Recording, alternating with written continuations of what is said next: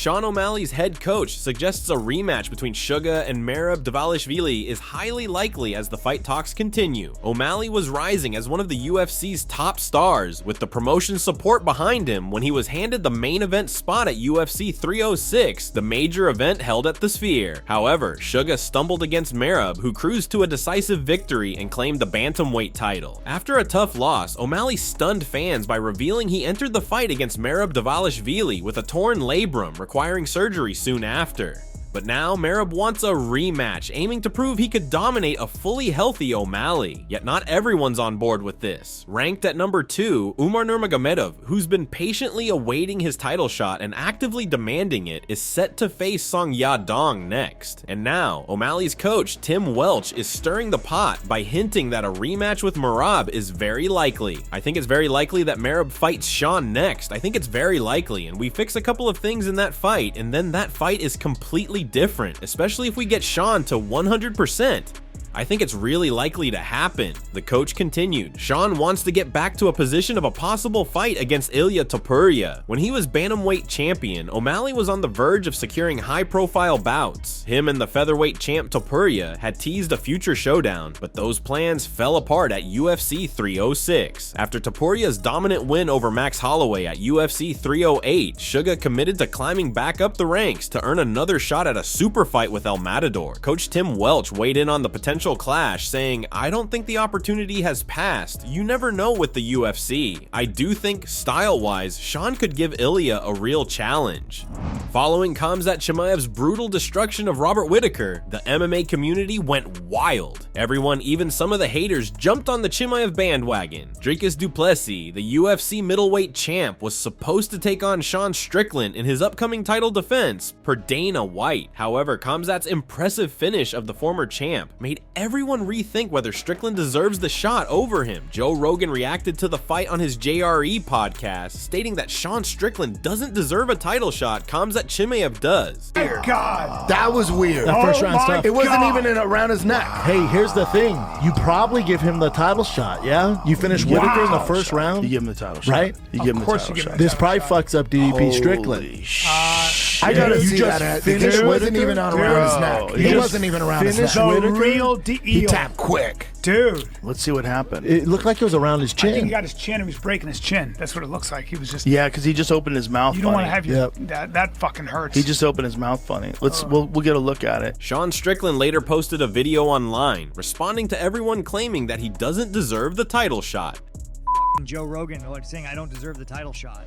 And all these people are like, Khamzat deserves the title shot. You said some stupid shit, and I'm gonna backhand you. I'm gonna hit you right in the face. And at that moment, you could choose to be a man and take your ass beating, or you could be a little bitch. But after I'm done beating the out of you, we could be friends. Sean and Joe have had a funny banter going on recently, but this time the former champ might actually be pissed at the UFC commentator. What do you think? Does Khamzat deserve the shot over Strickland? Leave your comments below.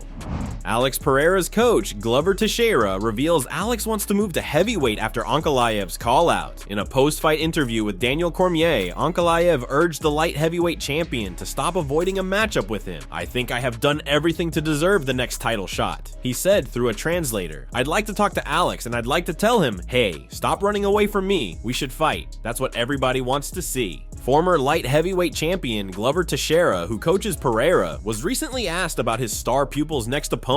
Teixeira acknowledged that Ankalaev is the clear choice following his win at UFC 308. However, the conversation soon shifted to the possibility of moving up a weight class for a blockbuster showdown with heavyweight champion John Jones. They are talking about Ankalaev right now, he said on the Overdogs podcast. It's probably the fight at light heavyweight, but Alex wants to move up. I'm 100% behind him. I think he can fight any of those heavyweights. I've been saying for a couple of fights I want him to take 6 months off, come back in 6 months, and maybe in March or April next year he fights. That will be a perfect time, in my opinion, for him to recover little things here and there. The biggest fight right now is John Jones versus Alex Pereira. It's the one that will sell the most. There's no bigger fight right now than those two meeting up and seeing who is the best.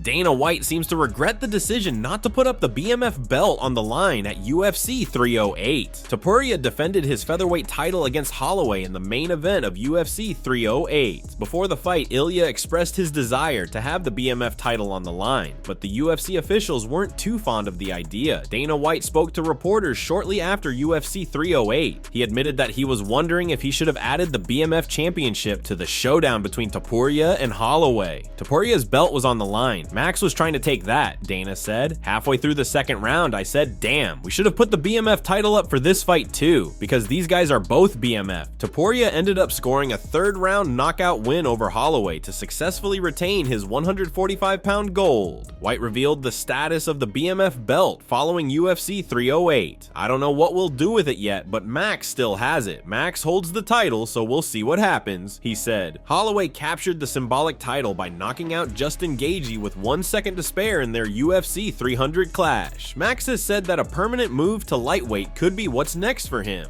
Holloway admitted that there isn't much else he can do now that he failed to capture featherweight gold a second time. It'll be interesting to see where Max goes from here. Max has already beaten Charles Oliveira and Justin Gaethje and had 2 fights against Dustin Poirier, one of them being extremely competitive, so it's safe to say Max's future in lightweight division is very interesting. What do you think? Where does the legendary Hawaiian go from here? Leave your comments below.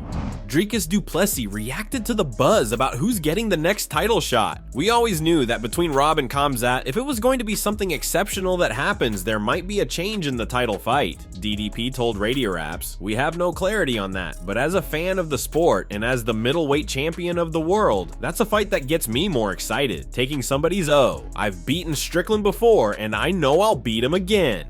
Getting that Khamzat fight, that gets me excited. I think the whole world, the fans want to see it. The fans ultimately pay to watch the fights. So the fight the world thinks is the best next fight, that's what I want. I think the Khamzat fight is 100% what I want. The UFC is going to do what they're going to do, but from a fan perspective and from a fighter's perspective, I think Khamzat should get the next shot. Du Plessis claimed the title from Strickland in January, winning a controversial split decision at UFC 297. Since then, he successfully defended his title with a submission victory over Israel Adesanya, while Strickland secured a decision win over Paulo Costa. This led UFC CEO Dana White to announce that Strickland would be next in line for a title shot. However, White's stance seemed to shift at his UFC 308 post-fight press conference, where he was less certain about Strickland's position, stating that determining who gets the next shot at Du Plessis is a good question. For Du Plessis, the key consideration is which fight would generate more excitement for the fans. Thanks for watching, and don't forget to subscribe for daily MMA news.